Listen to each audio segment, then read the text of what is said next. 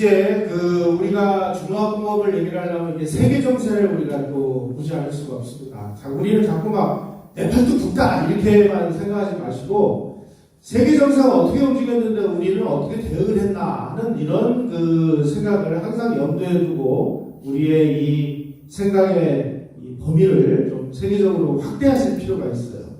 자, 미국이라는 나라가 2차 세계대전이 끝난 다음에 소련하고 이 히틀러라는 악당을 물리치기 위해서 이 공산주의 이 종주국인 이 스탈린하고 손을 잡았습니다.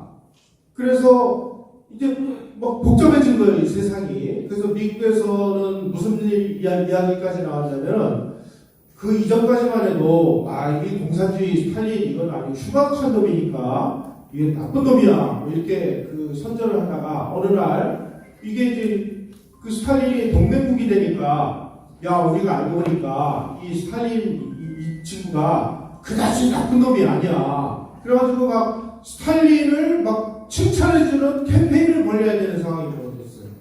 이걸 이제 엉클톰 프로젝트라고 그러는데 저 알고 보니까 저 스탈린이라는 소련 지도자가 바로 우리 옆집 사는 톰 아저씨랑 똑같은 사람이야.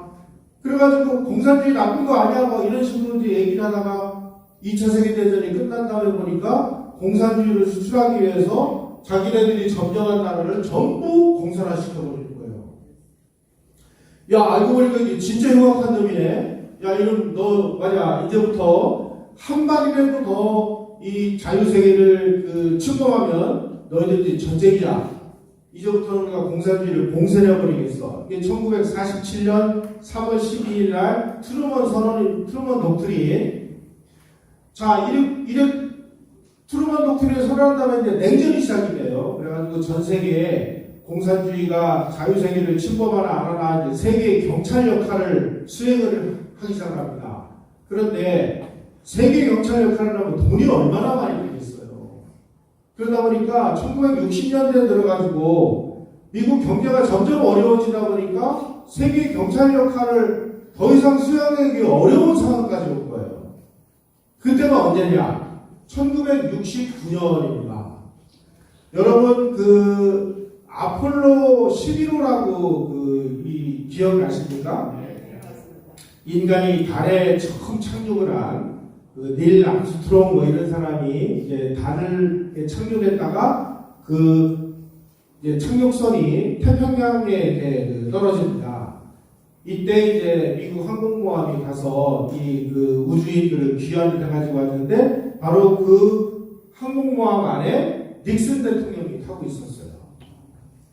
그래서 이제 닉슨 대통령이 아폴로 11호 우주인들을 이제 환영을 한 다음에 괌으로 가가지고 아시아 순방을 한다고 해서 괌으로 가서 유명하고 충격적인 닉슨 독트린이라는 선언을 합니다. 닉슨 독트린이라는 게 뭐냐? 야 지금까지 말이야 미국이 뭐 돈도 내주고 무기도 내주고 군인도 보내가지고 세계를 다 지켰는데 이제 우리도 형편이 어려워서 이제 니네 나라한테 못 지켜주겠어. 그러니까 니네 나라는 니네가 지켜. 아시아 국가들은 미국에 너무 의존하고 있어. 그러니까 아시아 국가 너희들은 니네 힘으로 니네가 지켜. 이렇게 되니까 제일 심각한 위기에 처한 게 뭐냐면 한국이었어요. 그 다음에 베트남이었어요. 왜냐면 지금 베트남에서는 베트남전이 지금 벌어지고 있고 미군과 한국군이 지금 월남을 도와주기 위해서 군대까지 보냈는데 이제 니네 나라 니네가 지켜 이러니까 난리가 난 거죠. 한국도 그냥 힘겹게 지금 북한의 대남도발을 막고 있는데 이제 니네 나라 니네가 지켜 그러니까 우리가 지키려고 보니까 뭐가 있어야 지키죠. 그래서 어떻게 했어요? 우리 향토해부군 만들었잖아요. 그래서 250만 향토해부군을 조직을 합니다. 아니 그런데 여러분 군대라는 거는 뭐 사람만 모아놓는다고 이게 무슨 군대입니까? 무기가 있어야 되잖아요. 향토해부군을 무장을 시키려고 보니까 무기가 없는 거예요. 그래서 이 중화공업이 시작되기 시작했다. 자, 미국이 이제부터 베트남하고 한국 특히 니네 나라는 니네가 지켜 이거를 이 사람들은 뭐라고 용어를 붙였냐면 베트남전의 베트남화. 자, 우리가 미국은 철수할 거거든. 그러니까 우리가 무기 대줄 테니까 너희들이 베트남 군대를 강화를 시켜서 니네 나라 니네가 지켜라 라는 걸 베트남전의 베트남화. 한국 너희들도 베트남하고 똑같은 이 일을 할 거야. 그걸 한국전에 한국 안보에 한국화다. 말은 좋죠, 말은. 근데 우리는 뭐 우리 힘으로 뭐 지키고 싶지 않아서 그랬습니까? 형편이 있어야 뭐 형편이 돼야 뭘 하죠. 자, 이 일본 사람들이 그 한반도를 그 30몇 년간 이제 식민 통치를 하면서 산업 구조를 이상하게 배치를 했습니다. 이 북한 지역에는 지하 자원도 많이 나고 전력도 많이 생산되고 그러니까 북쪽 지역에다가는 중공업 시설을 대대적으로 건설을 했어요. 저 흥남에 있는 흥남 질소비료, 함흥 일대, 평양 일대, 많은 공장을 짓고 무기 공장도 짓고 중공업 시설을 다 져놨습니다. 반면에 남한에다가는 저 호남평야, 만경평야 이런 데다가 농사를 장려를 했습니다. 이거를 이제 북쪽은 농업, 남쪽은 농업, 그래가지고 이걸 남농, 북공의 산업 구조다 이렇게 얘기해요. 이런 상황에서 3·8선이 딱 거지고 나니까 남한은 뭐가 있습니까? 공장이 뭐 남아있는 게 없는데. 그래서 농업으로 먹고 살 수밖에 없는 이런 그 산업구조가 만들어져 있었고, 북한은 일본이 만들어 오는 그 어마어마한 이 산업시설 덕분에 1960년대 후반, 이때까지 북한이 아시아에서 일본에 이어서 두 번째 공업국가였다는 사실입니다. 그래서 여러분들 6.25 때 그 인민군들은 제일 먼저 생각나는 게 따가총이 생각나실 거예요. 이 따가총은 북한에 있는 무기공장에서 만들어가지고 자기네 나라 인민군을 무장시켜가지고 그 총으로 침략을 한 거예요.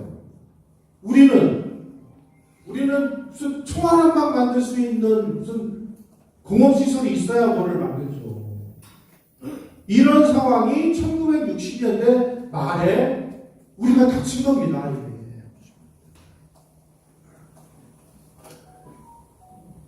특히 지금 한국군 그 5만 명이 그 당시에 우리 청경부대는 해병대입니다. 그 다음에 메모부대 이런 부대들이 이제 메모부대하고 그 100만 부대 이런 부대가 이제 월남전에 가서 5만 명이 월남에 가서 싸우는 거예요. 그러다 보니까 우리 휴전선을 지키는 좀 부분이 아무래도 좀 취약해지니까 때를 잇게다 그래가지고 이 모택동이가 야 지금 월남전을 보니까 말이야 지금 미국이 지금 월남에서 꼼짝도 못하고 좀 헤매고 앉아있는데 김일성 너도 지금 한반도에서 베트남 같은 게릴라전을 시작해라. 그럼 우리가 열심히 도와줄게. 그래가지고 1968년서부터 대남 도발이 막 대대적으로 시작이 됩니다. 그 유명한 1968년 1월 21일 날 김신조가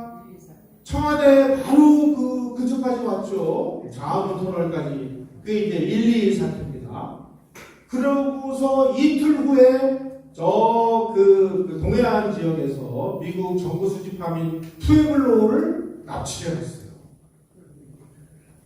또 그해 1968년 11월에는 울진 삼척에 무장공비 120명을 대대적으로 보내가지고 이승복 어린이 막 입을 찢어 죽이고 막 이런 끔찍한 일이 벌어졌습니다. 또 1970년 6월 22일 날은 그 국립현충원 있죠. 현충원에 들어가시다 보면 현충문이라고 있는데 그 현충문까지 무장공비가 침투해가지고 그 6월 25일 이로부터 사흘 후에 6.25 기념식이 거기서 열리게 돼 있는데 거기에 박정희 대통령이 참석을 하거든요. 박정희 대통령이 참석하면 먼 곳에서 원격조선 폭탄을 터뜨려서 박정희 대통령을 암살하기 위해서 이 무장공비들이 현충문에다가 폭탄을 설치하다가 이 폭탄을 잘못 만져가지고 폭발을 해버렸어요. 이런 일까지 거죠. 이게 바로 1983년 버마 아웅산에서 전두환 대통령을 암살하려고 했던 원격 조정 폭탄을 이용한 암살의 표시였습니다. 이런 일이 정신없이 벌어지고 막 이러니까 이제 야 이거 큰일 났다. 우리가 좀 어떻게 좀 지켜야 되는데 우선 급한 대로 박정희 대통령이 미국으로 날아가서 닉슨 대통령에게 아이고 우리 뭐 취지는 다 공감을 하는데 한국은 지금 비상사태니까 한국은 좀 예외로 해주시면 안 될까요? 이렇게 얘기를 하니까 닉슨 대통령이 한국은 예외로 시켜드릴게요. 그래서 김일성에게 경고를 하기 위해서 한국에서는 주한미군을 철수하지 않겠습니다. 라고 약속을 했는데 그리고 나서 2주 후에 미국 지도부에다가 미군 철수에 그 대신 철수하는 거를 박정희가 절대 알지 못하도록 비밀리에 해. 완전히 박정희 대통령 뒤통수를 친 거예요. 여러분 그렇다고 해서 미국을 미워하실 필요 없어요. 미국은 천사가 아닙니다. 미국이라는 나라는 미국의 국익 위해서 움직이는 거예요. 그렇다고 해서 우리가 미국 정말 나쁜 놈이네. 나쁜 놈이 아니고요. 이 지구상에 있는 모든 나라들은 자기네 나라의 국익을 위해서 움직이게 되는 겁니다. 한국은 그동안 우리가 열심히 지켜줬는데 말이야.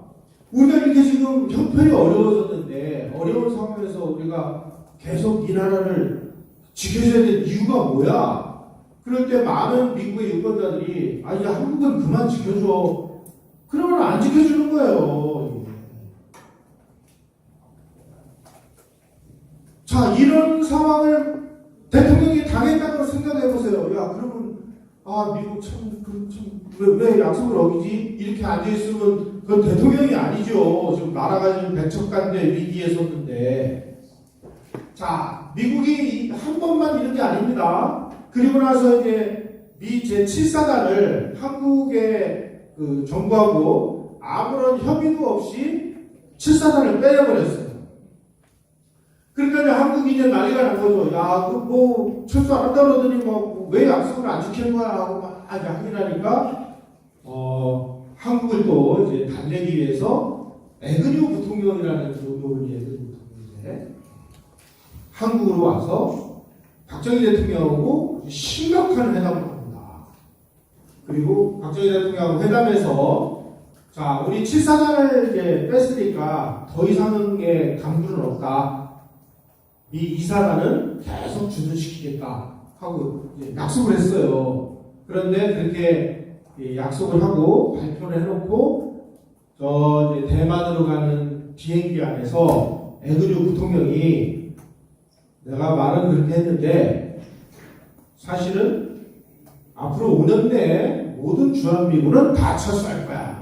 또다시 박정희 대통령의 뒤통수를 쳤습니다. 자, 이제는 어느 누구도 미국도 자유세계 어느 누구도 이제 우리가 남침을 당하면 도움을 줄 수 있는 나라가 없는 상황이 됐어요. 그럼 이런 상황이 됐다고 국민 여러분 큰일 났습니다 하고 한숨만 쉬고 앉아있으면 이게 지도자입니까?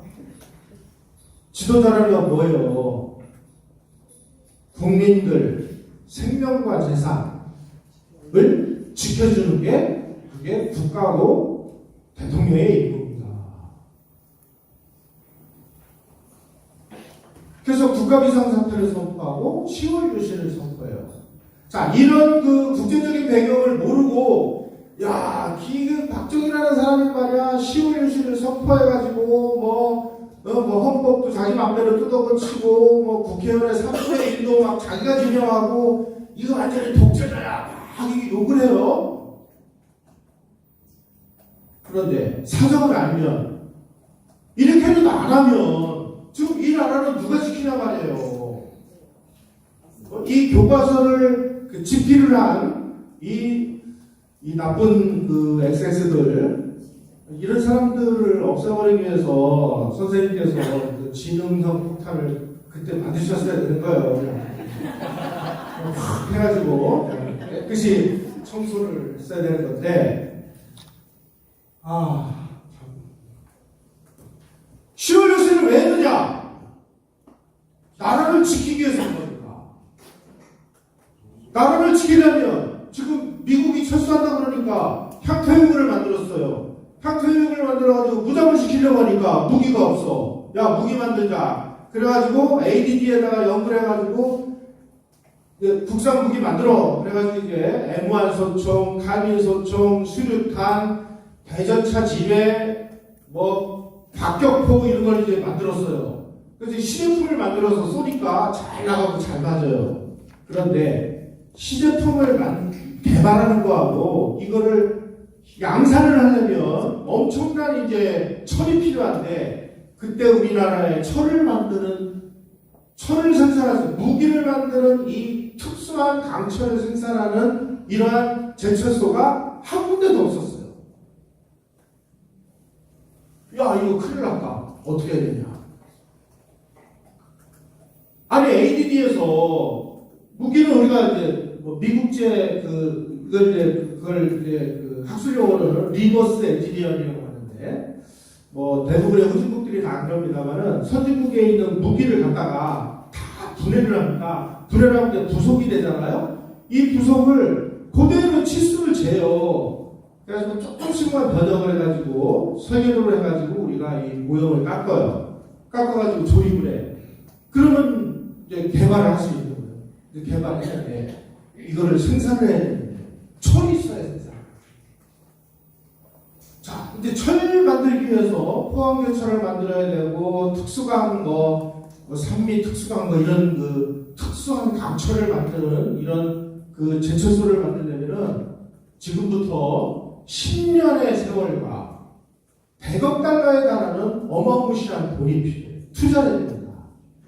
그런데 박정희 대통령이 삼선 개헌을 했어요. 삼선 개헌을 해가지고 삼선 개헌을 한 그 임기가 1975년에 끝나요.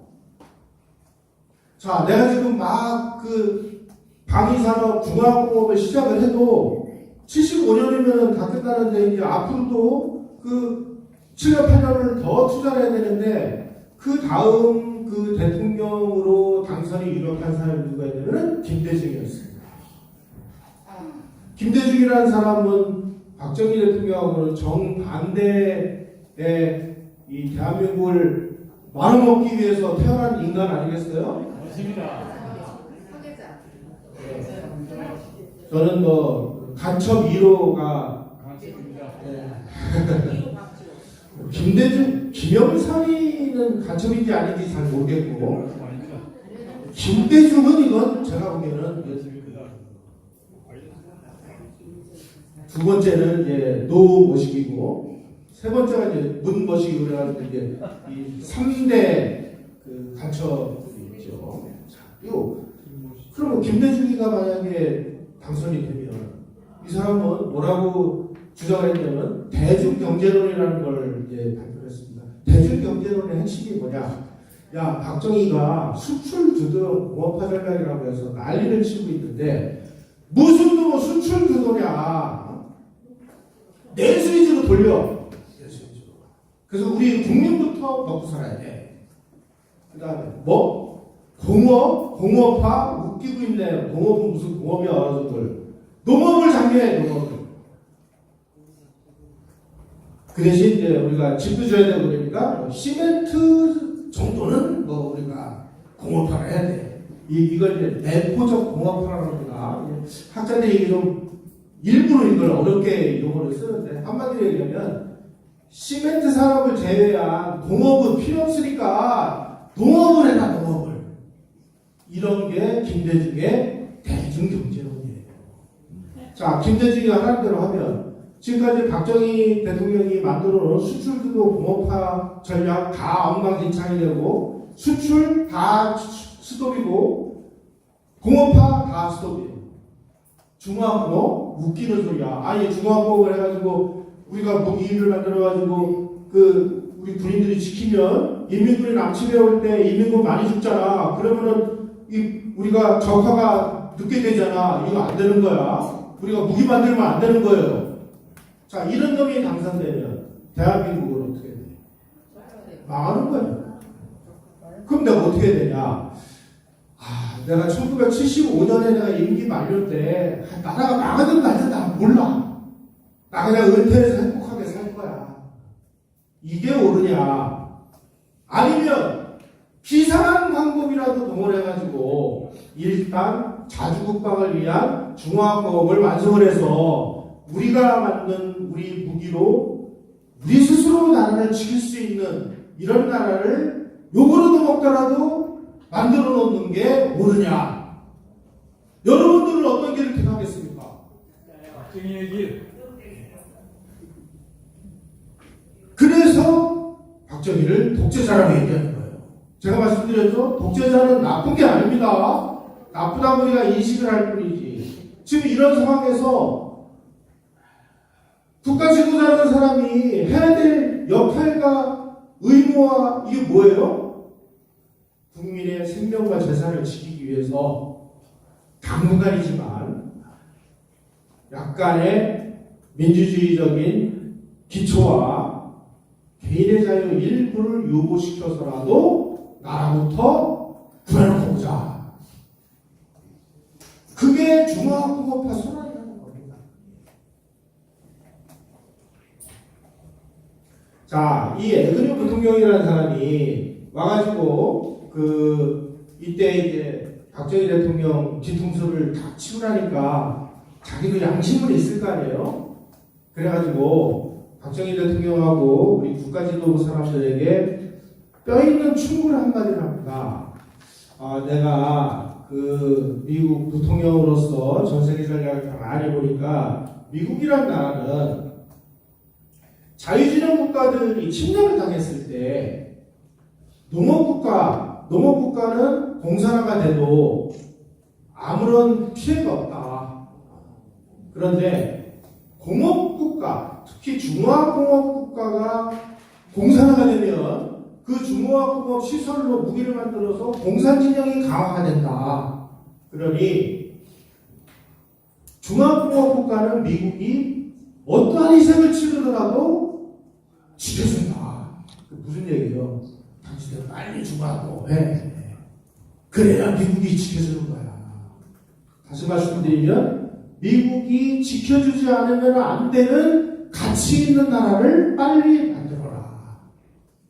에그뉴 부통령에게도 나름대로 뭔가 양심은 있어서 이런 메시지를 전해주고 갑니다. 이 이야기를 박정희 대통령과 우리 국가지도부는 정말 진지하게 아무리 어렵더라도 그러니까 중화공업을 일으켜서 무기 만드는 공장으로 대한민국을 꽉 채우면 이걸로 우리가 나라도 지킬 수 있고 미군도 우리를 지켜주지 않으면 안 되는 이런 나라로 우리가 가치를 밸류를 시키자. 그러기 위해서 중화공업이 필요합니다.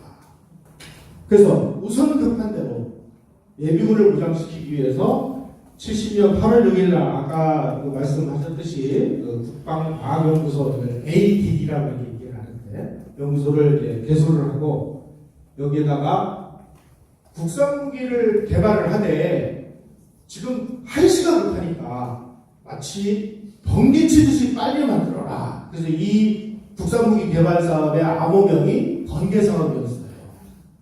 번개치듯이 빨리 만들어라.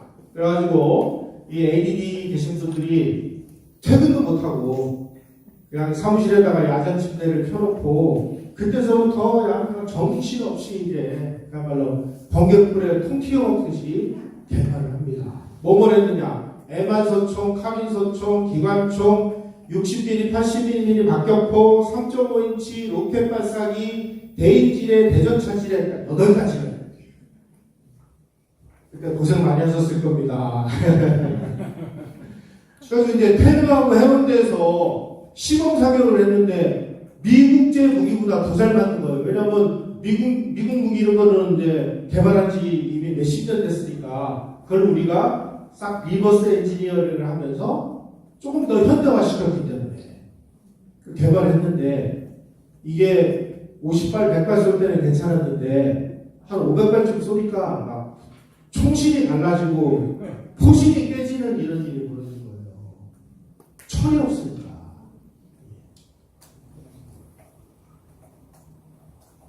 그래서 무기 제조를 위해서는 결국은 중화학공업이 필요하다.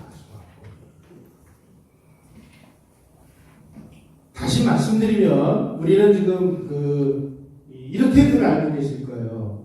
중화학공업을 건설해놓고 무기를 만들었다 이렇게 생각을 하고 있습니다. 이게 앞뒤가 바뀐 겁니다, 사실은.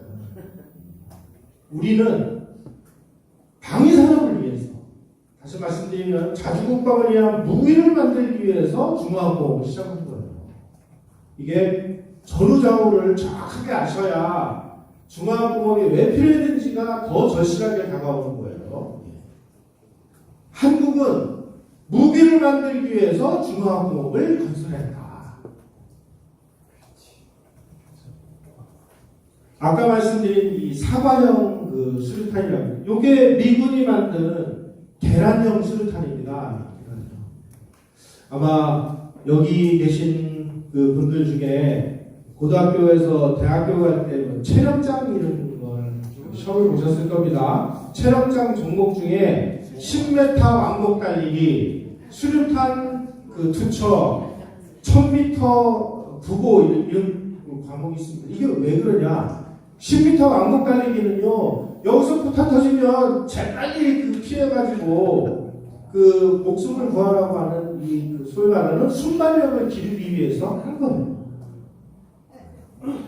수류탄 던지기는, 자, 중학생이고 고등학생이고 지금 적이 침략이 오면 수류탄을 집어 던져가지고 싸우다 죽자. 그래가지고 수류탄을 만들었는데 이게 너무 무거워가지고 잘 나가질 않는 거예요. 저도 던져봤는데 이거 꽤 무겁습니다. 그래가지고 이거를 사과형, 동그란 형으로 만들었는데 나중에 미군이 이걸 보더니 진행법에 이게 더 좋거든요. 그 이외에는 전부 우리처럼 사과형 수류탄으로 다 바뀌었습니다. 그 정도로 우리는 그냥 우리가 미국제 그대로 갖다가 베낀 게 아니고요.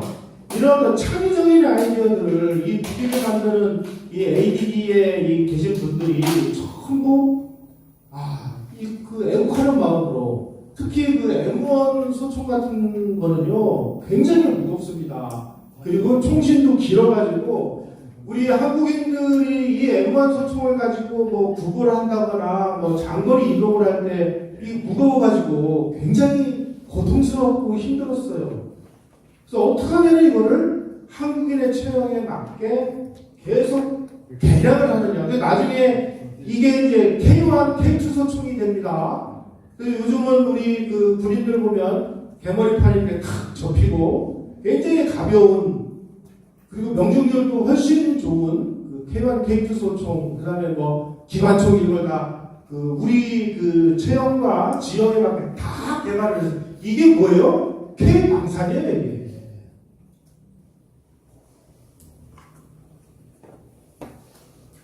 시험교실을 왜 선포했냐? 제가 아까 말씀드렸잖아요. 중학교를 시작했는데, 시작하면은 이거 75년이면 내 임기 끝나는데, 내 임기 끝나면 김대중 아니면 김영삼이가 될 텐데, 저 시대의 또라이들은 어떻게 하면 이 나라를 갖다가 북한에다 갖다가 지나가 연구하는 놈들입니까? 이 놈들은 믿을 수가 없다. 그러니 내가 75년도에 내가 임기 끝나서 집에 가가지고 편안한 노후 생활, 이건 나중에 하더라도 내가 욕을 얻어먹더라도 내가 중화공업만을 끝내가지고 무기를 만들어서 이 나라를 스스로 지키고 미군이 철수하지 않는 나라를 내가 만들어 놓고, 그리고 나서 어떻게 하든지 말든지 욕을 얻어먹든지 그러겠다. 내가 이런 걸 하는데 정 억울하면 나 죽은 다음에 내 무덤에 침을 뱉어라 이놈들아. 나는 일을 해야 되겠다. 이게 10월 유신 선포입니다. 그래서 중화공업을 실질적으로 박정희 대통령과 같이 이제 추진을 한 오원철 수석은 자기가 쓰신 책에 정말 한국 사람들 이 바보 같은 한국인들아 정신 차려라. 10월 유신이 중화학공업이고 중화학공업이 10월 유신이다. 무슨 뭐 독재를 위해서 어쩌고 저쩌고 하는 거는 다 속에 이 좌익들의 소위 말하는 선동공세다. 쓰라리지만 중화학공업을 위해서 10월 유신을 선포한 게 우리의 역사적 사실이었다. 이렇게까지 본인의 그 책에다가 써놓으셨습니다. 이런 것 배경이나 이 국제정세 이런 거를 다 제껴놓으면 이 부분만 보면 아니 무슨 뭐 헌법 효력을 정지를 시키지를 않나. 대통령 임기가 6년인데 임기 제한이 없어요. 그것만 보면은 대통령 마루 닳도록 할 수 있는 거예요. 야 이거 종신 총통제 아니냐. 더군다나 국회의원의 3분의 1을 대통령이 지명을 해. 아 이거 완전 독재자 아니야. 그 다음에 뭐 이 법관, 대법관 뭐 법원 판사들을 대통령이 임명을 해. 아 요즘에 저는 그랬으면 좋겠어요. 아 이거 아니 지금 요즘에 한참 그 난리가 났던 그 권순일 대법관 고등학교 때 같은 반이었습니다. 아, 나 이런만 보면 정말 뭐 뚜껑이 열리기 일보 직전이에요. 예. 선생님이 그때 지는 탄을 빨리 만드셨어야 되는데 없으니까 좀 이런. 자, 배경을 얘기를 안 하면 이런 것만 얘기하면 야, 이 사람 무지하게 나쁜 그야말로 막 천연공로할 이런 사람이 되는 거예요. 근데 그 시대 상황을 알면 오죽했으면 저렇겠다. 오죽했으면. 자, 여러분 우리 역사에서 특히 우리 현대사에서 군인들이 그 두 차례 뭐 정변 뭐 비슷한 일을 그 두 차례를 경험했습니다. 나쁘게 얘기하면 민주주의 후퇴라고 얘기해요. 그런데 있는 그대로 현실을 들여다보면 1961년에 5.16이 안 일어났으면 대한민국이 어떻게 됐겠어요? 북한이요. 지금 농사 짓다가 그냥 그 농사도 우리가 뭐 비료가 없으니까 다 뭘로 졌어요? 전부 인분을 가지고 농사 졌잖아요. 그래가지고 외국 사람들이 한국에 와서 가장 기억나는 게 뭐냐 그러면 맑은 서울 하늘과 인분 썩는 냄새라고 그랬잖아요. 그런 나라가 됐을 거예요. 그런 나라가. 그러니까 이 나라의 이 국민들이 합리적인 판단과 이성이 있어서 박정희 같은 이런 사람이 나 이제 내가 그 대통령 좀 한번 해보겠습니다 하고 군복 벗고 출마를 했다고 쳐요. 그때 그 국민들이 박정희라는 이 지도자를 선거를 통해서 이 사람을 대통령으로 선출했을 가능성은 몇 프로라고 보십니까? 더군다나 이 양반은 남로당 경력도 있어요. 그런 사람을 대한민국 국민이 지도자로 뽑을 수 있는 그 정도로 대한민국 국민들의 합리적인 판단력이 높다고 생각하십니까? 만약에 그렇다면은 이재명 같은 사람이 하마터면 당선될 거나 이런 일은 왜 벌어진 거예요? 그 다음에 1980년에 전두환의 502 출범을 안 했으면 어떻게 될 것 같습니까? 나라 망한 거예요. 자, 5.16 때 국가재건 최고회가 만들어져서 국가재건 최고회가 도대체 무슨 일을 했는지를 보니까 지금 정치학자들은 야 이거 뭐 군사 쿠데타를 합리화하기 위해서 뭐 이런 얘기를 했다고 하는데 제가 국가재건 최고회의 그 일지를 보니까요 이승만 대통령까지는 농업사회였잖아요. 박정희 대통령이 이걸 공업사회로 만들려고 하는데 공업사회에 필요한 어떠한 법률과 제도와 인프라와 인력 이런 게 아무것도 없는 거예요. 3년 동안 농업국가 한국을 공업국가로 만들기 위해서 필요한 기본적인 법률을 제정하고 시스템을 만들고 인력을 키우고 하는 과정이 국가적으로 최고위였습니다. 똑같은 의미에서 1980년에 국가보위 비상대책위원회하고 국가보위 입법회의가 만들어져요. 국보위 자료를 보니까요, 뭐 정치학자들이 이렇게 얘기합니다. 전두환이가 뭐 최규하로부터 정권을 창탈하기 위한 프로그램을 만드는 과정이었다. 제가 그 자료를 보니까요, 산업사회에 필요한 이 인프라와 이런 것들은 그때까지 잘 만들어져 있는데, 이제부터 이제 새로운 세상이 다가오는데, 이거는 소위 말하는 IT 사회입니다. IT 사회를 우리가 이해하기 위해서 뭔가를 하려고 했는데 아무것도 안 되는 거예요. 전부 이게 기득권층하고 연결이 돼가지고 개혁은 말처럼 쉽게 안 되는 겁니다. 그래서 이 산업사회 한국을 정보사회 한국으로 뜯어고치기 위한 법률과 제도와 인프라와 인력을 정비하고 구축하고 거기에 따르는 모든 시스템을 다 바꾼 과정이 국보위였다.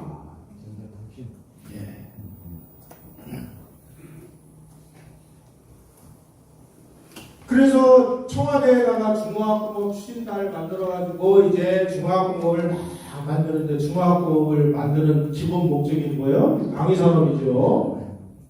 그래가지고 천리랑 비철금속, 기계, 조선, 전자, 석유화학을 6대 전략업종으로 선정을 해요. 이게 바로 현대 무기를 만드는 데 필요한 핵심입니다. 전자는 왜 필요하냐? 다 무기가 유도무기잖아요. 그러기 위해서는 전자산업이 필요하고. 그런데 더 기만한 거는, 다른 나라들이 이 시행착오를 한 것들을 다 우리가 전부 벤치마킹을 한 다음에, 우리는 전시에는 무기를 만들지만 평화 시에는 우리가 수출할 수 있는 중화공업 제품을 만드는 이런 쪽으로 중화공업을 건설한다. 이게 바로 신의 한 수였습니다. 다른 나라는 이런 거는 꿈도 못 꿨어요. 그래서 이렇게 해서 지금까지 우리가 와이셔츠나 가발이나 이런 거 만들어 팔던 나라에서 자동차와 선박을 만들어 파는 나라, 이런 나라로 황골 탈퇴를 성공적으로 할 수 있었던 것이죠.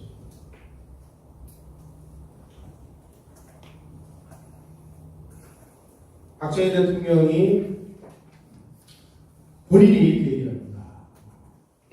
경부고속도로하고 포항제철, 이 두 가지는 이게 필생의 역작이다.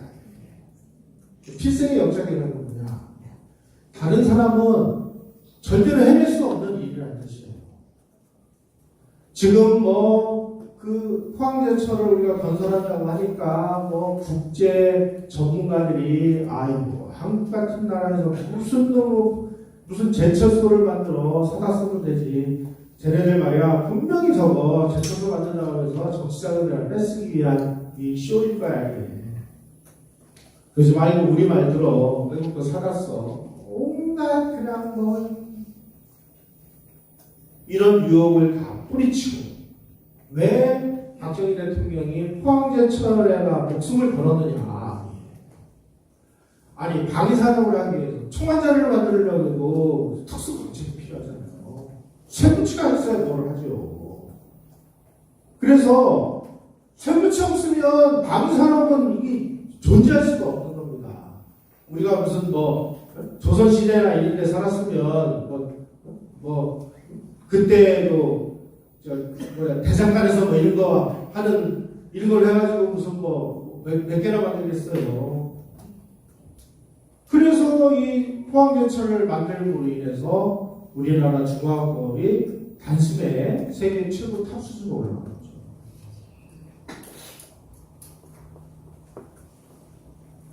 그런데 제철소를 만드는 게 말처럼 쉬운 게 아니었습니다. 이제 하다가 안 되니까 김학렬이라는 사람을 부총리로 앉히고, 자 이제 목숨 걸고 공법의 핵심인 제철소를 만드시오.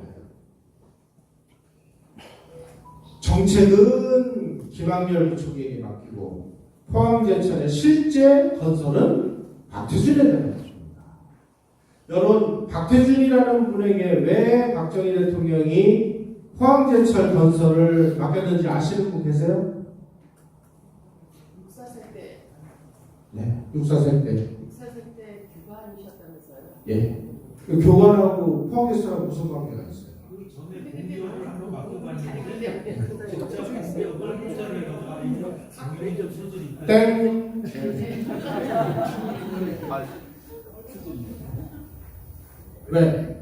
왜 박태준이었나? 일본에서 지치를 공부했다고 그러더라고요. 정답입니다. 그 당시에 대한민국에 존재하는 그 많은 인재 중에서 일본 사람들이 통치하던 시대에 와세다 대학교에 채광야금과라는 학과가 있었습니다. 채광야금과. 이거 뭐냐? 철 만드는 기술을 가르치는 학교예요. 대한민국, 그러니까 한국인 중에 일제시대에 와세다 대학교 채광야금과를 졸업을 한 전문가가 딱 3명이에요. 첫째, 과학기술처 장관을 했던 최영석 박사. 왜 이 사람이 과학기술처 장관을 했는지 이제 이해를 하세요? 철이 뭔지를 아니까. 둘째, 강원 산업을 만든 정의록 회장. 셋째, 박태준 회장. 그러니까 박정희 대통령이 일제시대에 채광야금과를 나온 전과가 3명밖에 없으니까 이 3명을 다 갖다가 한 사람은 과학기술, 한 사람은 포항제철, 한 사람은 탄광. 그 강원탄광이죠. 강원도 철원에서 석탁해가지고 연탄 만들어가지고 그 연탄을 전국 관광국에다가 다 전부 그 공급을 해가지고 전 국민이 산에 가서 나무를 안 해도 되게 만드는 사람이 바로 정의록이라는 사람. 연탄 만든 사람입니다. 연탄 만든 사람. 삼표연탄 아세요? 삼표연탄 공장 사장이 정의록이라는 사람이에요. 그 사람이 와세대학교 채광야금과를 나온 사람이에요. 오늘날 대한민국이 산림독화에 성공한 이유는 뭐냐? 나무를 잘 심었기 때문이다? 그게 아니고요. 전 국민이 산에 올라가서 나무를 안 해도 되도록 대체 연료를 공급할 수 있는 시스템을 건설한 겁니다. 박정희라는 사람이. 거기에 가장 결정적인 게 뭐냐? 연탄의 공급이었어요. 그 연탄을 저 마무리에 삼표연탄 공장에서 밤낮으로 그냥 찍어가지고 전국 관광국에다가 그냥 공급을 하니까, 그리고 전부 새마을운동 통해서 전부 돈 줘가지고 뭐 장작대를 하고 전부 연탄대를 하고 전부 개량시켜버려가지고 연탄을 내니까 뭐 힘들게 가서 나무를 해야 될 이유가 없는 거 아니에요. 그래서 오늘날 대한민국의 산림독화는 광부들 목숨하고 바꾼 겁니다. 우리 국민들이 또 연탄가스 먹고 또 얼마나 많이 또 돌아가셨어요. 김치국도 많이 먹고. 그렇죠?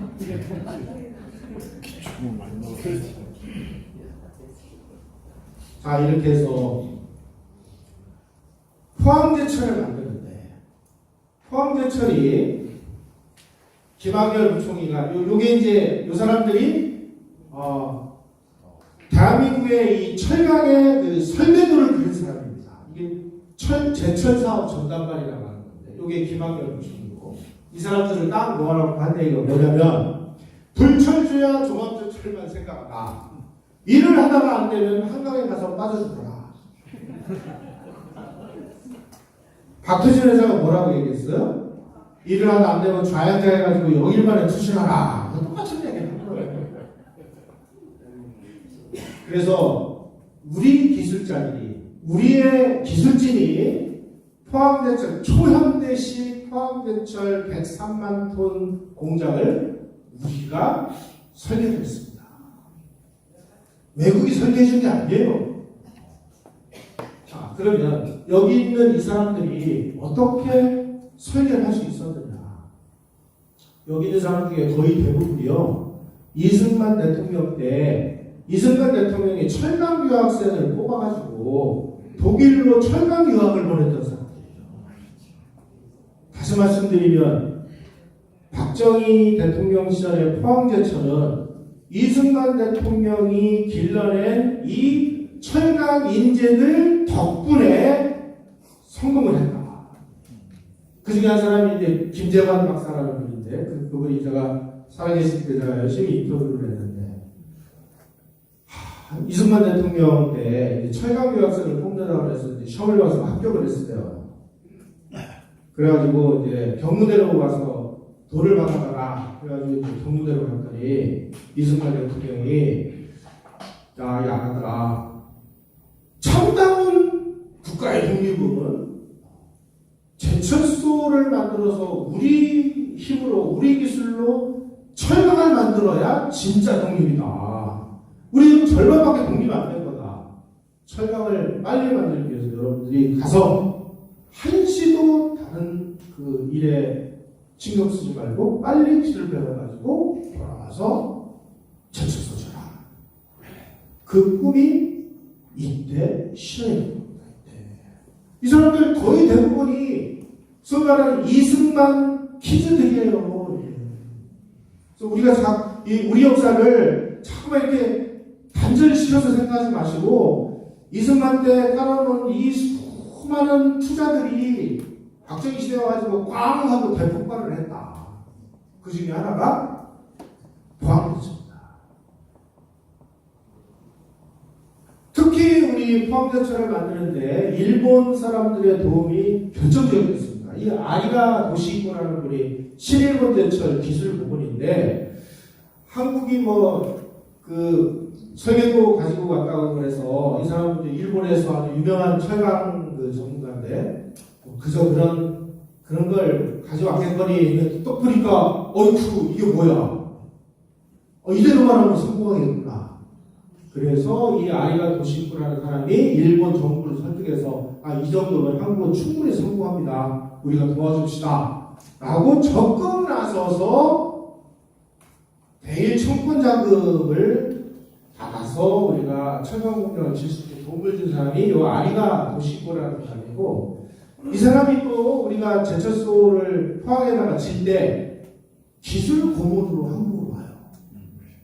그래서 제철소의 이 용광로 고로라고 하죠. 고로를 보면은 내화벽돌이라고 해서요. 수천도 온도를 견디는 벽돌이 있어요. 그 벽돌 만드는 기술까지 이분이 다 지도를 해줬습니다. 왜 그랬느냐? 우리가 그래도 30여 년 동안 이 한국 사람들의 식민 지배를 해서 이 사람들이 참 고통스럽게 살았는데 우리가 이 사람들 조금만 도와주면은 그래도 잘 먹고 살 수 있을 테니 우리라도 철강이 제대로 돼야 이 나라가 산다. 그래서 이 제철소만큼은 정말 우리가 확실하게 도와주자. 확실하게 도와줬는데 오늘날 포항제철에 가면 이 철강 홍보관이 있어요. 철강 홍보관에 가면 다 박태진이 가야 돼요. 박정희 대통령 이름도 없어요.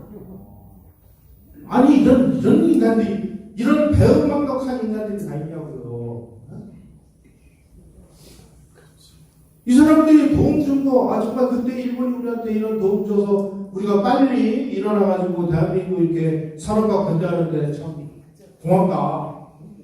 당신들의 이 도움을 우리 정말 지금이라도 우리가 정말 고맙게 생각해. 이런 거 한마디 넣어주면 어디가 무슨 지질이나 뭐가 납니까? 맞아요.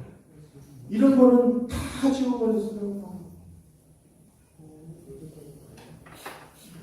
요 사진 하나만 있더라고, 요 사진.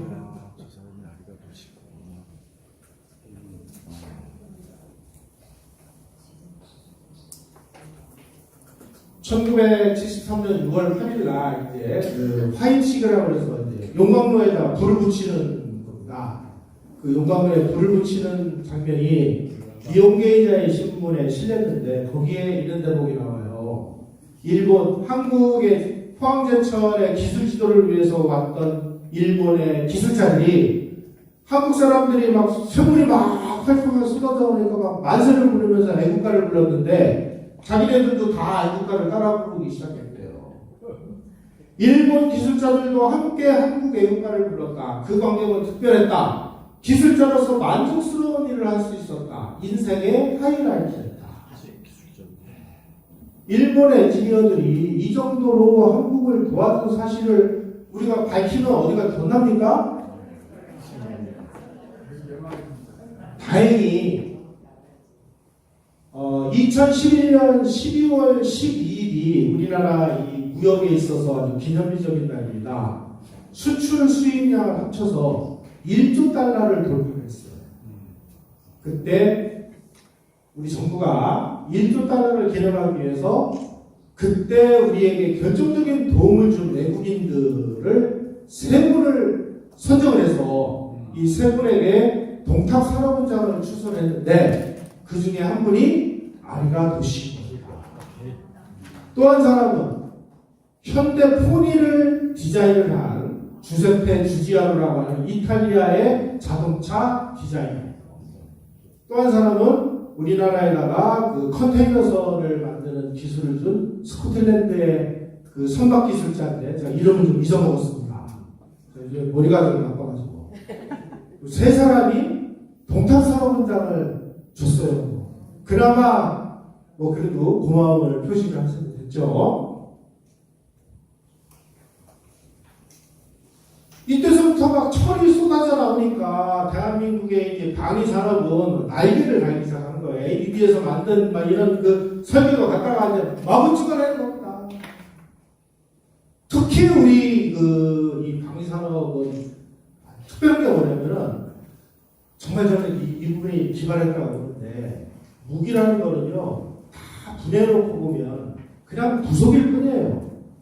이 부속들을 각 기업들한테 이제 나눠서 준 겁니다. 야, 너희들은 포식 갖고 너희들은 뭐해 해가지고 그러다가 다 넣어가지고 탁 조립을 하면 무기가 되는 거예요.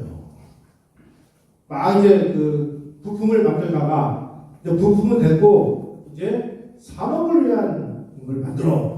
그러면 뭐 부품 만들던 회사가 뭐 무슨 뭐 지게차도 만들고 막 굴삭기도 만들고 막 배도 만들고 막 이러는 거예요. 우리는 양수 겹장이었다. 이게 저는 정말 획기적인 그 방법이었다고 생각합니다. 이걸 누가 만들었어요? 박정희와 오원철 같은 분이 만들었어요. 누구는 뭐 이런 얘기를 해요. 아, 그거 오원철이 다 한 거 아닙니다. 아이디어는 오원철이 냈을지는 몰라도 오원철이라는 사람이 그 정도로 아주 비상한 사람, 재주를 가지고 있는 사람이라는 걸 알고 그 사람을 그 자리에다 픽업을 해서 돈을 주고 조직을 만들어주고 미션을 주고 네가 해야 될 일은 이거야. 나는 권한을 부여하는 사람은 박정희 대통령입니다. 김영삼이나 김대중 때 이 쪼다 같은 인간들이 무슨 어디 가서 맨날 돌팔매나 던지고 자기네 나라 해코지하기 위해서 별짓을 다 간첩 비속을 한 놈들을 전부 국가유직에 앉힌 거하고 비교를 해보세요.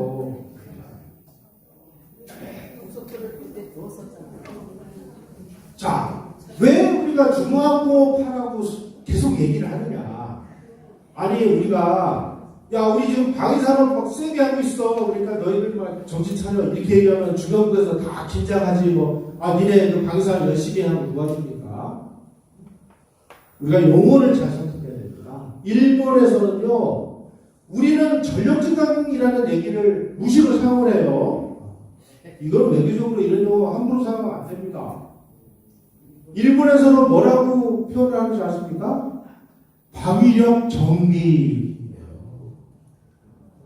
전력 증강이 아니고. 중국은 뭐라고 하는지 아세요? 방위력 개선. 그래서 우리도 방위산업 무기 국산화 이런 얘기 안 하고 중화공업하라고 계속 얘기하는 이유가 뭐냐? 주변국을 쓸데없이 자극하지 않기 위해서입니다.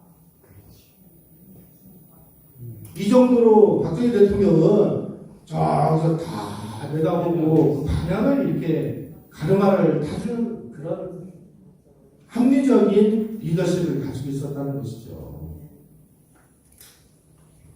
그래서 모든 중화학공업은 방위산업으로 두겠다. 방위산업이 중화학공업화였다. 이걸 머리에 아주 잘 정리를 해놓으셔야 됩니다.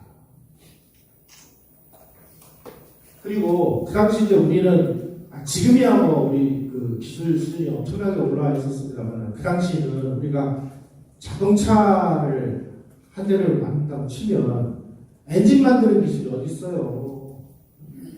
디자인을 우리가 어떻게 경험이 없고 기술자가 없는데 그러니까 야 이건 포이라는 그 차인데 이 포이라는 차는 우리 고유 모델이거든. 우리 고유 모델을 해외에다가 수출할 수 있는 거죠. 그런데 기술이 없으니까 엔진은 미쓰비시 거 갖다 쓰자. 미쓰비시 거 갖다 쓰는 동시에 현대자동차에다가는 너희들 앞으로 5년 이내에 요 미쓰비시 엔진보다 더 좋은 거 똑같이 만들어. 한쪽에서 일본 거 사다가 쓰면서 한쪽에서는 이거 다 분해해서 또 리버스 엔지니어로 엔진을 만드는 겁니다. 그게 다 국산하는 거예요. 디자인은 세계에서 이 주세페 주지아노가 제일 잘한데 그러니까 주지아노한테 찾아가서 야 우리가 우리 고유 모델 자동차를 만들어야 되는데 디자인 좀 해달라. 디자인이 비싼데 돈 줄게. 주지아노한테 비싼 돈 주고 설계 그 디자인 해가지고 가지고 와서 국내에서는 뭘 했느냐 유리 만들고 시트 만들고 그 다음에 바퀴 만들고 뭐 이래서 우리가 시작을 해가지고 하나하나 진보해 나가면서 다 국산으로 만들어서 오늘날 지금 대한민국에서 뿐만이 아니라 전 세계에서 현대자동차는 제가 얼마 전에 미국에서 온 전문가한테 들은 얘기인데 지금 한국의 이 현대차가 일본 중고차 값보다 훨씬 더 비싸게 팔린다는 걸 알고 계십니까? 이런 나라였습니다. 대단해. 이제 가격들이 자 이제 그 기본적인 그러니까 예비군을 무장시킬 수 있는 건 이제 됐어요. 그 다음으로 야 우리가 전쟁 언제까지 박격포만 쏘면서 이거 할 거냐?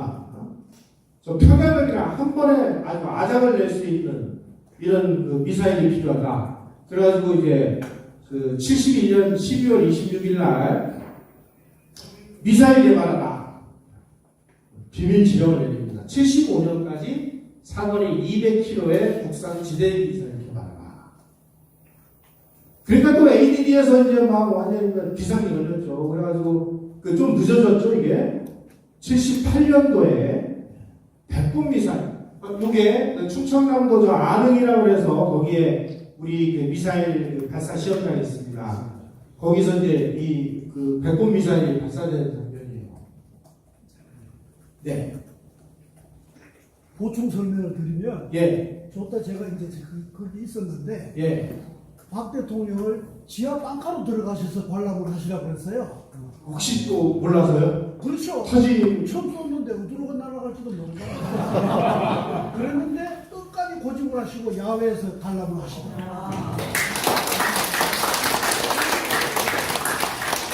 지도자는 이렇게 목숨을 걸어야 되는 거고요. 두 번째로는 그 정도로 나는 우리 엔지니어들을 신뢰한다. 라는 걸 표현을 하니까 그러니 그 개발하는 사람들은 얼마나 노심초사하겠어요. 그러니까 뭐 죽을 똥 살 똥 그야말로 뭐 안 하겠어요.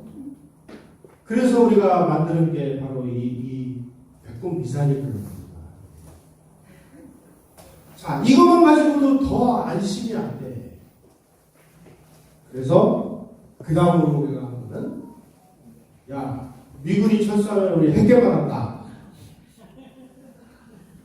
그래서 72년 9월 8일 날 오원철 수석이 박 대통령에게 원자 핵연료 개발 계획이라는 위장명으로 개발 계획을 보고를 했는데 그 원자폭탄에는 두 가지 정도가 있습니다. 하나는 플루토늄으로 만드는 폭탄, 하나는 우라늄으로 만드는 폭탄인데 기술적으로는 플루토늄으로 만드는 게 조금 쉽습니다. 그래서 대부분의 이 원자폭탄을 개발하는 나라들은 플루토늄부터 먼저 만들고 플루토늄에 성공을 하면 그 다음에 우라늄으로 넘어가게 되어 있습니다. 북한도 똑같은 방식을 따랐어요. 그래서 우리도 먼저 플루토늄탄으로 가자.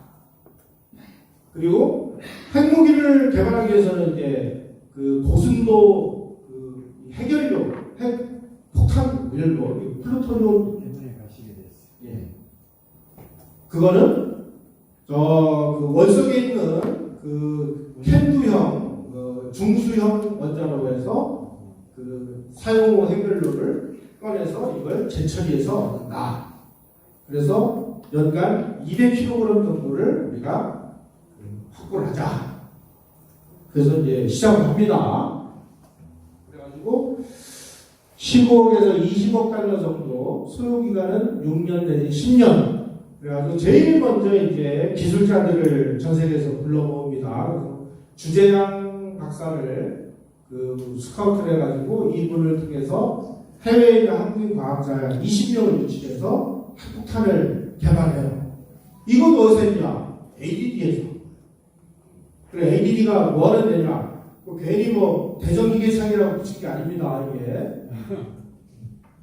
이런 거 외국 사람들이 알 필요가 없는 거 아니에요. 이제 극비리에 수집했고, 또 그 당시에 프랑스가 우리하고 이제 그 기술 협력을 해서 프랑스가 많은 도움을 줬습니다. 그래가지고 프랑스 발두에 있는 핵무기 제조연구소가 있는데 거기에 우리 기술진들이 비밀리에 가가지고 거기에서 뭐 고폭탄 실험도 하고 텅스텐 시험구 뭐 이런 걸 이제 해가지고 원자폭탄을 개발한 게 70년대 중반입니다. 그래서 20kg급 이상 중량 1톤 미만의 원자폭탄을 우리 기술진이 프랑스의 도움을 받아가지고 개발했어요. 만들면 되는 거예요. 근데 이제 만들면 되는 게 말처럼 쉽지가 않은 거죠. 왜 그러냐? 전 세계 그 강대국들이 모든 나라들이나 원자폭탄을 가지면 이게 통제가 안 되잖아요. 그러니까 다른 나라들은 이 원자폭탄을 개발을 못하도록 강력하게 통제를 합니다. 그게 NPT라는 거예요. 핵 확산 방지 조약이라는 겁니다. 그리고 지네만 개발하는 거예요.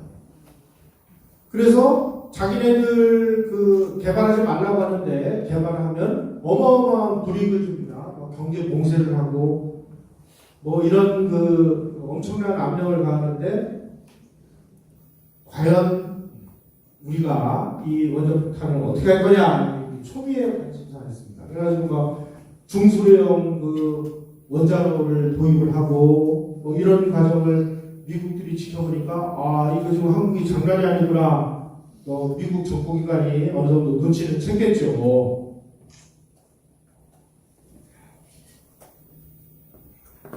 그런데 인도가 원자폭탄을 개발하면서 우리나라가 그 불똥을 받았습니다. 인도가 그 중국이 핵실험을 하니까 중국하고 인도는 뭐 아주 원수지간입니다. 지금 그 인도하고 미국이 굉장히 그 사이가 가깝습니다.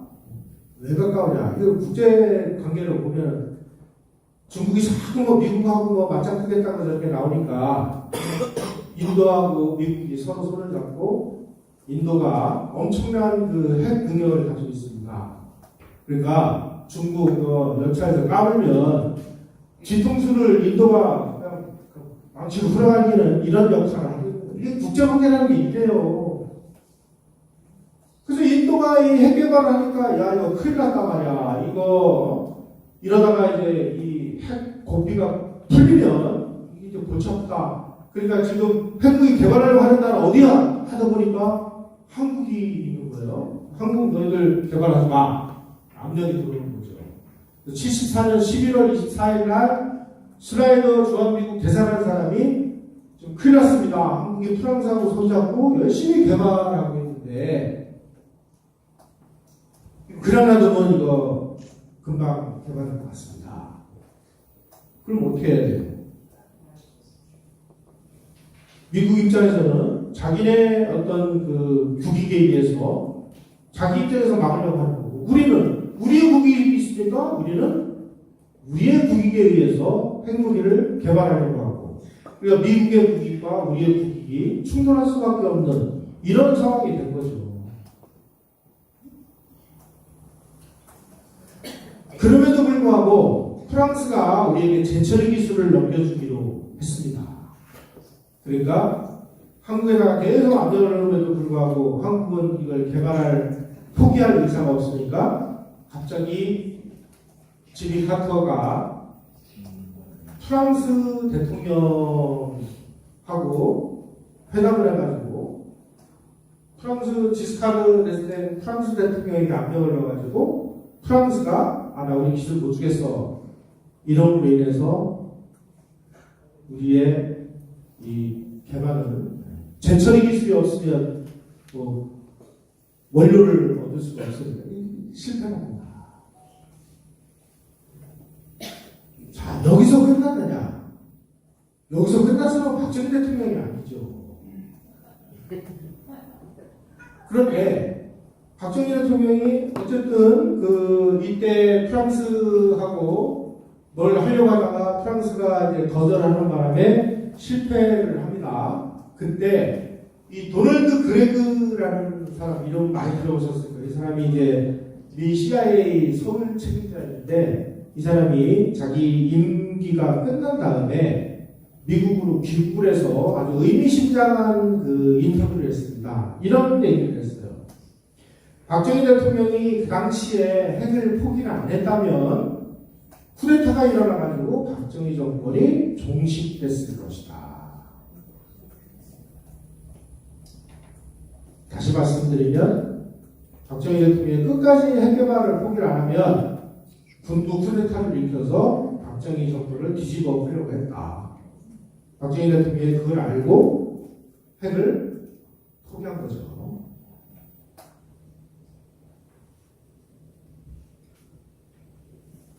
자, 그런데 박정희 대통령이 또다시 시작을 한 이유는 뭐냐면 북한의 핵개발 정보가 입수되기 때문입니다.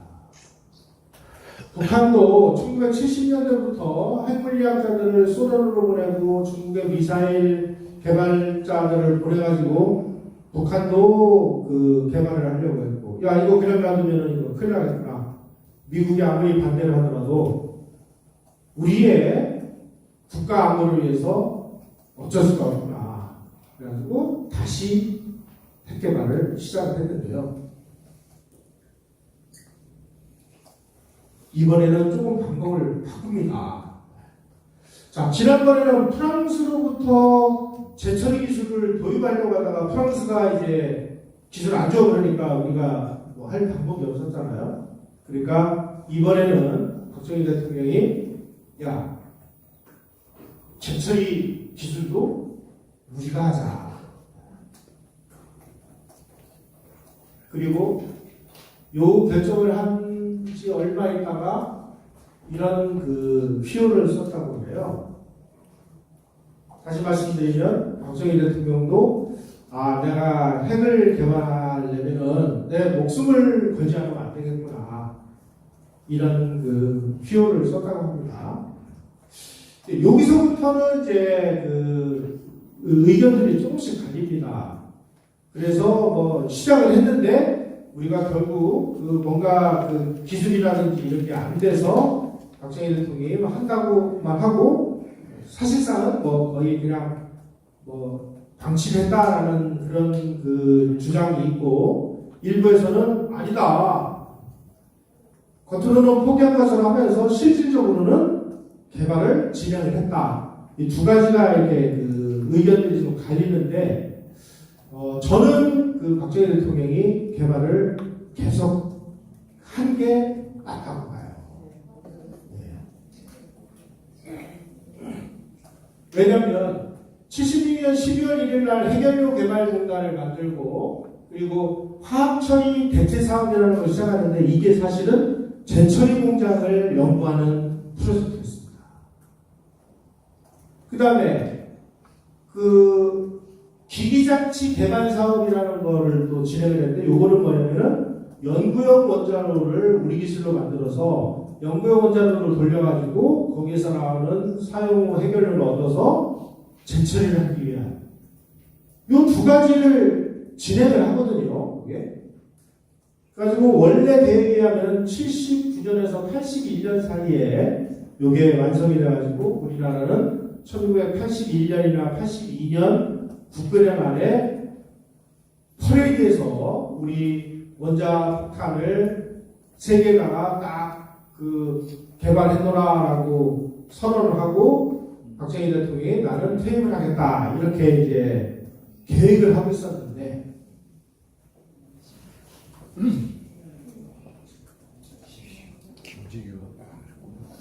이 김재규라는 분이 1979년 10월 26일 날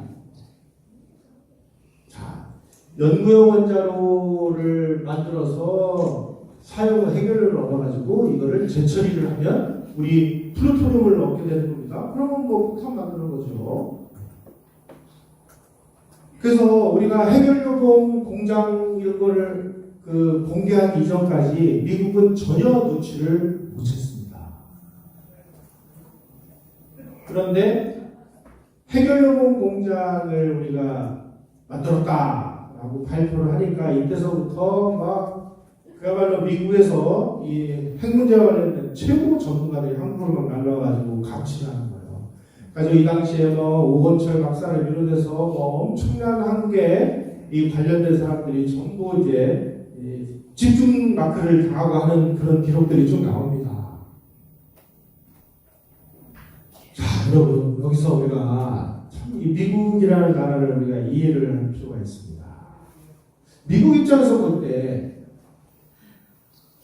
한국을 도대체 이승만 대통령한테 멱살을 잡혀가지고 한미 상호 방위 조약을 미국이 뭐 맺고 싶어서 맺은 게 아니잖아요. 빨리 휴전을 해가지고 빨리 빠져나와야 되는데 이승만 대통령이 뭐 당신들이 뭐 들어올 때는 마음대로 들어왔지만 나갈 때는 마음대로 못 나가고 붙잡고 있으니까 뭐 어떡하겠어요. 그래서 할 수 없이 상호 방위 조약을 맺어준 거 아니에요?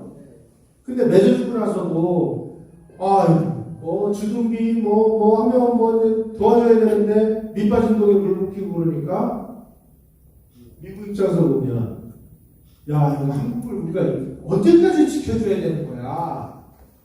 그 여론조사를 해봤어요. 자, 한국이 북한의 공격을 받았을 때 미국이 무력으로 한국을 방해해줘야 됩니까? 미국의 이제 시민들한테 물어보니까 찬성 지켜줘야 돼 32%. 반대 아니 우리가 왜 한국을 왜 지켜줘? 반대가 52%. 그런데 똑같은 질문으로 일본이 소련이나 중국의 공격을 받았을 때 미국은 일본을 지켜줘야 됩니까? 라고 그러니까 찬성 50%. 반대 35%. 다시 말씀드리면 미국의 이 유권자들은 미국의 국익 입장에서 볼 때 한국보다는 일본을 더 중시할 수밖에 없어요. 자, 그런데 일본을 방위하는 데 있어서 일본에 있는 주일 미군만으로도 충분히 방어할 수 있다라고 주장을 하는 사람이 당선이 되면 주한미군을 계속 철수를 하려고 해요. 그런데 레이건 대통령처럼 야, 일본에 있는 주일 미군만 가지고는 부족해. 바로 그 앞에 있는 이 한국을 중시를 해서 한국에서부터 막아야 돼 라고 한국을 중시하는 사람이 있으면 주한미군 철수 얘기가 안 나와요. 그럼 어떻게 되냐 우리가 우리의 가치를 높이는 수밖에 없다. 그 에그뉴 부통령이 얘기한 대로 우리나라를 중화공업으로 꽉 찬 나라로 만들자. 그래서 중화공업을 만들고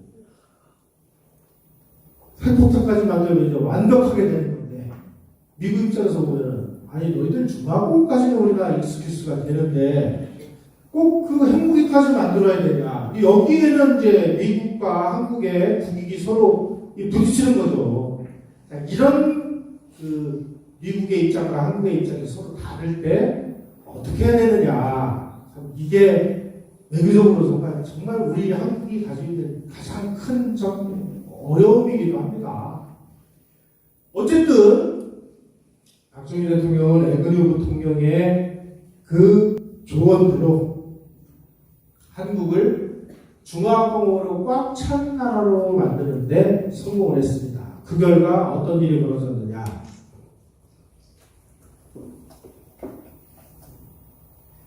우리가 77년 상반기에 155mm 복사포 이하 기본병기를 다 개발을 했고 78년에 배꼽미사일까지 개발을 했고 그리고 창원 기계공단에서부터 포항에 있는 제철소 또 울산에 있는 자동차 조선 그다음에 정유시설 여천에 있는 석유화학단지 하며 이게 공산권 수준에 넘어가면 미국도 거쳐온 거잖아요. 자, 한국이 어느 정도 수준인가를 한번 가서 보자. 78년 2월 11일 날 페리 국방차관, 11월 8일 브라운 국방장관 이런 사람들이 한국에 와서 창원 기계공단을 딱 방문합니다. 의학한 거예요. 11월 21일 날은 미하원 군사위원회 멜빈 프라이스 위원장 등 13명의 시찰단이 와가지고 창원을 샅샅이 조사한 다음에 한국을 버리면 큰일 나는구나. 저 카터 대통령 저거 큰일 났네. 카터 대통령이 자꾸 주한미군 철수한다고 그러니까 박정희 대통령이 핵무기 만들고 그러는데 만약에 이래가지고 우리가 한국을 주한미군 철수하면 어떻게 될지 모르는데 야, 안 되겠다. 미국 정책을 바꿔야 되겠구나. 그래서 멜빈 프라이스 하원 군사위원장이 창원을 시찰한 다음에 아주 의미심장한 발언을 미 의회에서 합니다. 이번에 창원기지 방문으로 한국이 현대공업국가가 됐다는 것을 확인했다. 방위 소유 증가에 대한 책임을 한국 스스로 떠맡을 수 있는 능력을 갖게 됐음을 확신한다. 우리는 상황 결과를 분석해야 하원에 보고서를 제출하게 되는데 그 보고서는 주한미군 철수하면 안 된다. 로 된 것이다.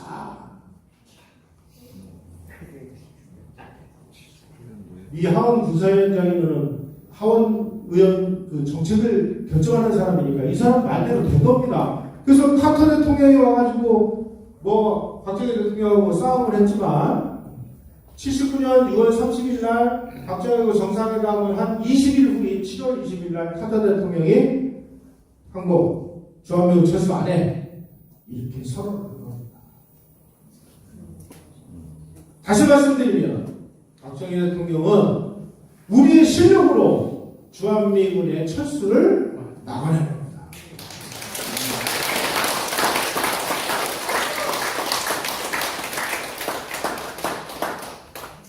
제발 주한미군 좀 철수하지 말아주세요 하고 빌어봤자 미국은 그건 니네 사정이고 우리가 너희들 왜 지켜줘야 돼? 이렇게 하면 할 말이 없잖아요.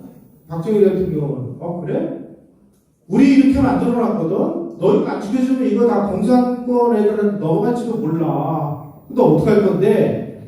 그러니까 지켜줘야지 이렇게 된 거죠. 한국을 미국이 지켜주지 않으면 안 되는 가치 있는 나라로 완전히 빌드업을 한 것이 바로 중화공업입니다. 그래서 중화공업 건설은 대한민국 안보에도 지대한 1등 공신을 했고 그리고 안보뿐만이 아니라 우리의 공업을 완전히 산업 자체를 완전히 그냥 몇 단계 위로 올려놓고 그래서 오늘날 솔직히 우리가 얘기합시다. 박정희 대통령이 건설해놓은 중화공업하고 전두환 대통령이 통째로 건설한 IT 산업으로 우리 지금 대한민국 먹고 살는 거 아닙니까? 다른 거 뭐 있어요? 없어요. 지금 박정희 전두환 대통령이 만든 이 중화공업과 IT 산업이 지금 이렇게 승승장구할 때 그 다음 대통령들인 뭐 김영삼, 김대중, 노무현, 이명박, 박근혜, 문재인 이런 사람들이 새로운 먹거리를 뭔가를 만들어냈어야 되는 거 아닙니까? 뭘 만들어냈습니까? 뭐 4차 산업혁명 이렇게 얘기하는데 4차 산업혁명 산업 분야 중에서 우리가 앞서가고 있는 건 뭐예요? 뭐 2차 전지 정도? 그 왜 뭐가 있어요? 지금 저 일론 머스크라는 사람이 그 우주선 발사했다가 그 1단 로켓이 다시 돌아와가지고 원래 있는 자리에 딱 꽂히는 거 보셨죠? 지금 이런 변화가 일어나고 있는 이런 상황에서 뭐 언제까지 박정희 전두환 시대를 뜯어먹으면서 그 시대를 독재의 시대니 무슨 뭐 인권 탄압의 시대니 하면서 이 짓을 하고 앉아있는 말이죠.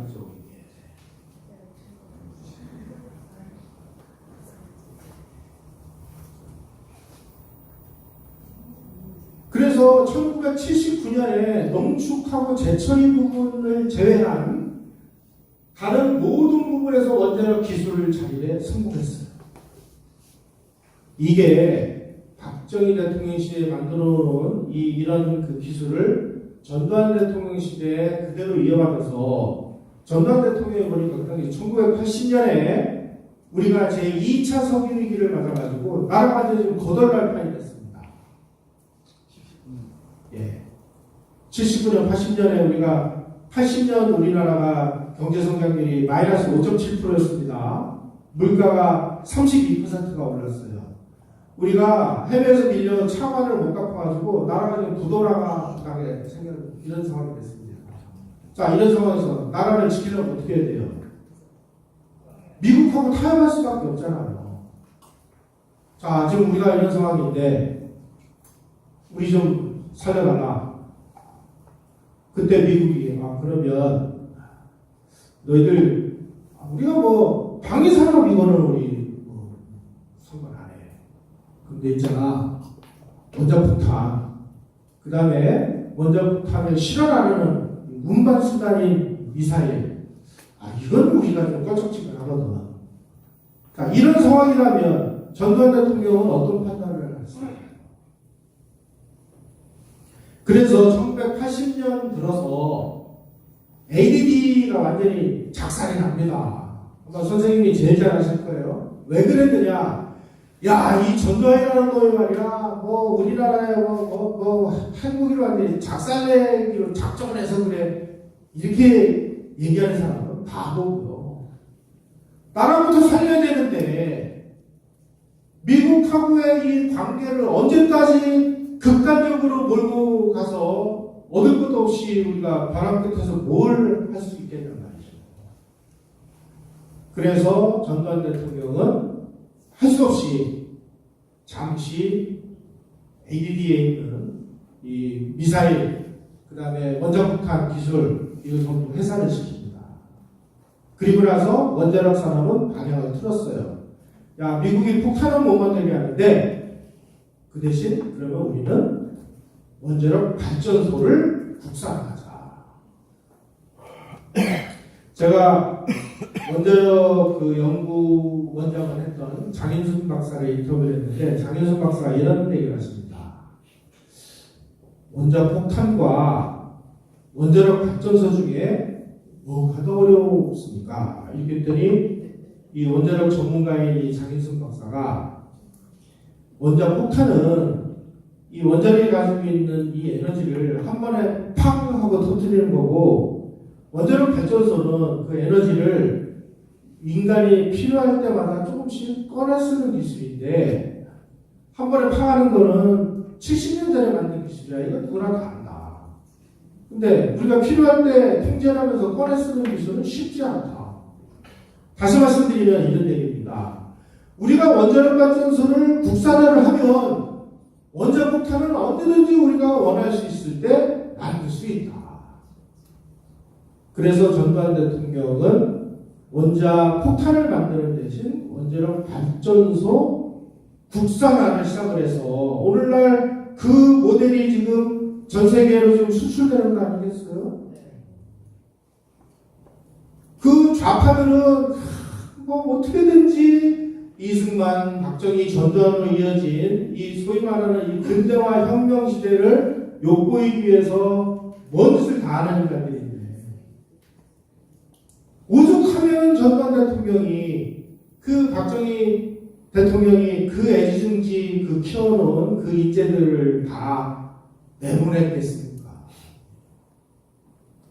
더군다나 그 당시에 국방과학연구소의 소장을 바로 자기의 육사 동기인 김성진 씨라고 육사 11기에서 공부를 제일 잘하는 공부의 신이라고 하는 김성진 씨를 보내서 정리를 하도록 해요.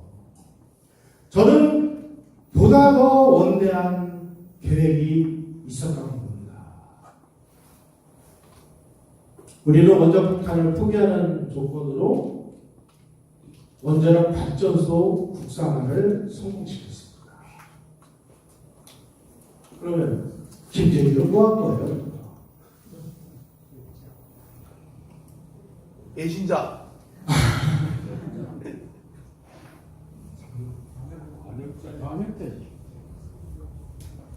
이 반역자가요.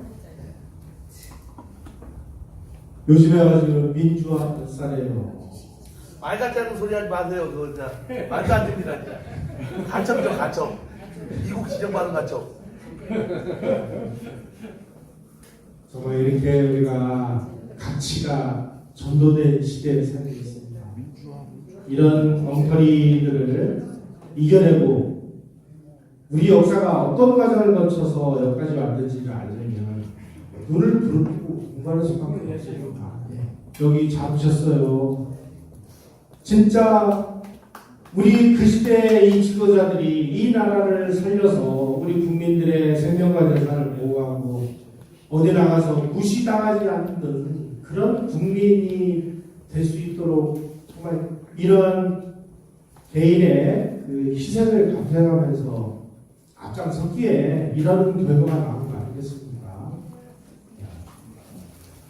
오늘 그 중간에 있는 부분들은 시간이 좀 모자라서 조금씩 건너뛰고 그랬는데 뭐 그게 그 내용이고 오늘 뭐 핵심 내용만 제가 전달을 드렸는데 어쨌든 중화공업은 방위산업을 위해서 됐다.